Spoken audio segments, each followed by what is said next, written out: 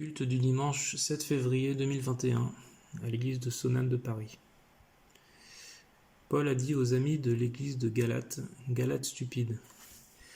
Il s'agit de son expression mélangée de plainte et de regret. C'est Nabal. Ce mot a été exploité pour désigner ceux qui niaient l'existence de Dieu dans les psaumes. Psaume 14, verset 1, le fou se dit « Il n'y a pas de Dieu ». Ce mot désigne également celui qui n'est pas très lucide et qui ne voit pas clairement la situation.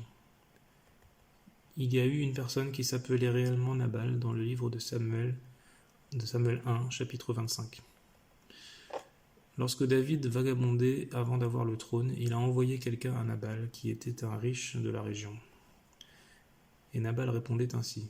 Samuel 1, chapitre 25, versets 10 et 11. Nabal répondit au serviteur de David.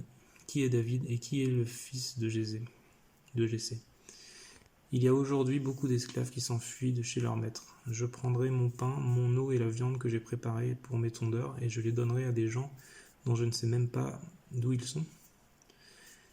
Il n'a pas bien vu la situation. Il ne voyait pas que l'histoire tournait vers David et il l'a traité ainsi. Que s'est-il passé? Il a entendu dire que David venait avec son armée, son corps a durci par l'angoisse, puis il est mort au bout de 10 jours. Mais sa femme Abigail a été intelligente, elle a vu clairement la situation. Elle a donc préparé des plats en urgence pour accueillir la bande de David et calmer la situation. Ne fais pas attention à Nabal, c'est un homme sans morale. Je vous accueille à sa place avec plaisir. Pardonne-le. C'est ainsi qu'elle a sauvé sa famille et plus tard elle est devenue une reine. L'intelligence, c'est le fait de bien voir la situation. Dans le passage d'aujourd'hui, Paul a utilisé le terme stupide, anoétos en grec. Ce mot désigne inintelligible, non compris. Il voulait dire ceux qui n'ont pas compris le salut. Les Galates n'ont pas réalisé la valeur du salut et ils l'ont laissé tomber quand les Juifs ont calomnié à leur propos. C'est comme si on avait un diamant et qu'on acceptait de l'échanger avec un cristal très brillant. C'est stupide, il ne voit pas la valeur du diamant. On ne peut pas dire qu'il est gentil, il est plutôt bête. Paul explique avec précision pourquoi les Galates sont stupides. Premièrement, les Galates ont oublié l'événement de la croix. Galates chapitre 3, verset 1.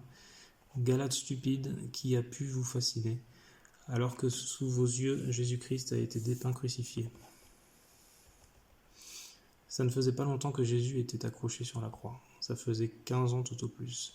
Si on avait été sur place, on s'en serait souvenu comme si c'était un événement important et cruel. Ce n'était pas un conte de fées qui commençait par « Il était une fois ». C'était l'histoire vivante qui avait eu lieu il n'y a pas longtemps. Pourtant, les Galates ont abandonné le salut qu'ils ont obtenu par la grâce de Dieu, par la mort de Jésus quand les Juifs les ont persuadés de le faire. Donc c'est stupide, comme dit Paul.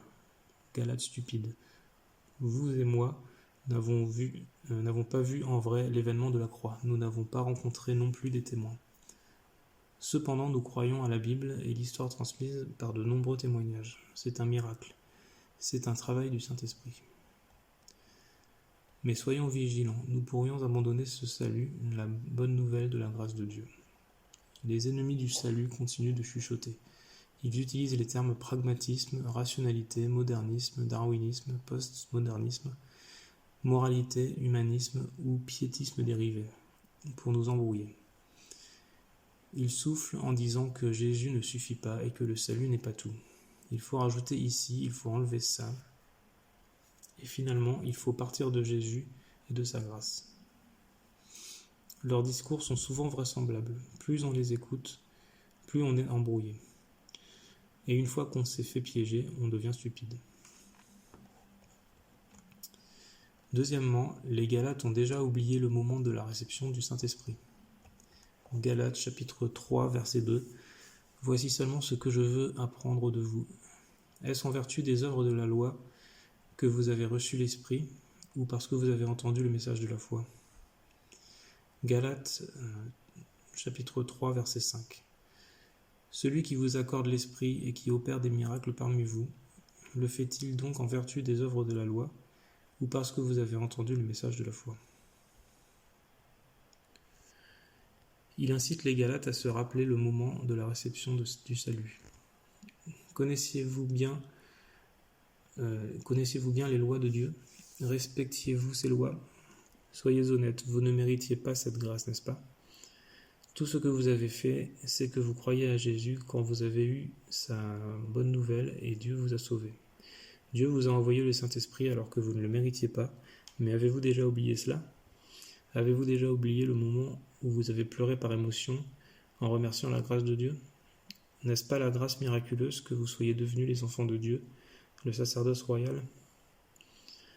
Le fait que les Galates ont été sauvés par Dieu était totalement par la grâce de Dieu. Ils savaient qu'ils méritaient la mort par leurs péchés. Ils étaient d'accord sur le fait qu'ils ne méritaient pas le salut. Tout ce qu'ils ont fait, c'est qu'ils ont accepté le salut réalisé par la croix de Jésus. Ce salut n'est pas venu d'eux.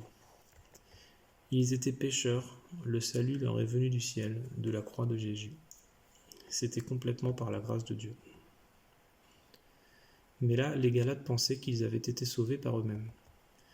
Parce qu'ils ont bien respecté les lois, parce qu'ils sont bons, parce qu'ils méritent le salut, parce qu'ils se comportaient bien.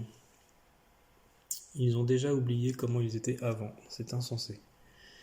Ils ont oublié la grâce de Dieu qui a pardonné leurs péchés et qui les a sauvés de la mort. Et maintenant, ils voudraient se dire que tout a été fait par eux-mêmes.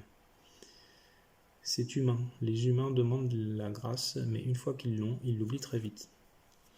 Dès que la vie devient confortable, ils commencent à être orgueilleux.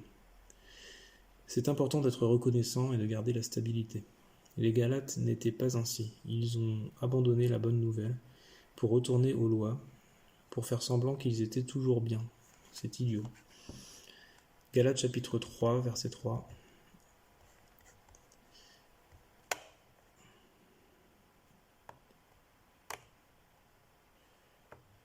Êtes-vous donc stupide à ce point?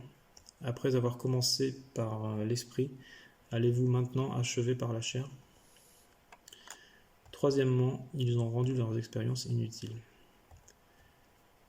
Galates chapitre 3, verset 4. Avez-vous fait tant d'expériences pour rien? Si du moins c'est pour rien. Les Galates se comportaient comme s'ils avaient vécu des expériences pour rien. Lorsque Paul propageait la bonne parole en région Galate, il a été persécuté, il a été torturé et il a failli mourir. C'était le même cas pour les fidèles de l'église de Galate pour garder leur foi. Actes chapitre 14, verset 19. Sur ces entrefaites, arrivèrent d'Antioche et d'Iconium des Juifs qui persuadèrent les foules.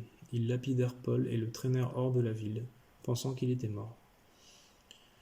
Quand Paul s'est relevé, il a encouragé les gens ainsi en tournant dans la région de Galate.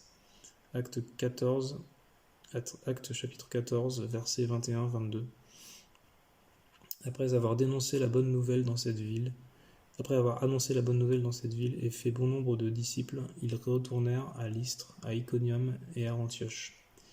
Ils affermissaient les disciples et les encourageaient à demeurer dans la foi, en disant « Il nous faut passer par beaucoup de détresse pour entrer dans le royaume de Dieu ». C'est ainsi que les Galates ont gardé leur foi, mais ils se sont fait avoir par les Juifs et ils ont délaissé la bonne nouvelle. C'est pourquoi Paul leur dit « Galates stupides ». Imaginez quelqu'un qui a acheté une action boursière avec tout son argent. Pour y arriver, il a pris beaucoup de conseillers, il s'est documenté partout, il a fait tous ses efforts pour l'acheter et cette action est devenue une valeur excellente. Les gens commencent à lui chuchoter en lui proposant plein d'informations pour amplifier ses biens et il les écoute. Il revend son action pour en acheter une autre plus sûre selon ses informations. Mais elle n'est pas du tout sûre. Il a tiré un but contre son propre camp. Tous ces efforts, toutes ces expériences sont devenues inutiles. Quel dommage que c'est stupide. Chers amis, il est important de garder la grâce que vous avez eue quand vous avez accepté la bonne nouvelle et le Saint-Esprit pour la première fois. Je prie pour que nous gardions pour toujours cette bonne nouvelle de la grâce de Dieu. Amen.